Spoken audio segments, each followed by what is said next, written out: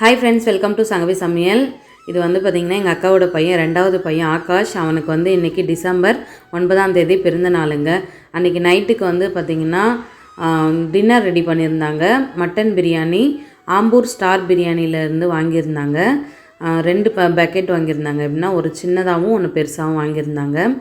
அப்புறம் எல்லாருமே வந்து நாங்கள் 9 பேர் இருந்தோம். எல்லாருமே வந்து சரி சாப்பிட்டோம். எங்கள் மாமா இருந்தாங்கன்னா இதே மாதிரி தான் பசங்களுக்கு எல்லாமே வாங்கி தருவாங்க. ஹாப்பியாக வச்சுப்பாங்க பர்த்டேக்கெலாம். அதே மாதிரி எங்கள் அக்காவும் என் பசங்க அவங்க அப்பா இல்லைன்றது நினச்சி கஷ்டப்படக்கூடாது அப்படின்றதுக்காக எங்கள் அக்காவும் வந்து இதெல்லாம் அரேஞ்ச் பண்ணாங்க. நிஜமாகவே சிங்கிள் பேரண்ட்டாக இருந்து ஒரு சில விஷயங்களை கடந்து வர்றது ரொம்ப ரொம்ப ரொம்ப சிரமங்க. அதே மாதிரி தான் எங்கள் அக்கா வந்து ரொம்ப ஸ்ட்ரகிள் பண்ணி தான் வந்து சர்வே பண்ணுறாங்க. அப்புறம் இது வந்து கோவா பன்னு, இதிலே மக்கன் பேடை வச்சுருப்பாங்க.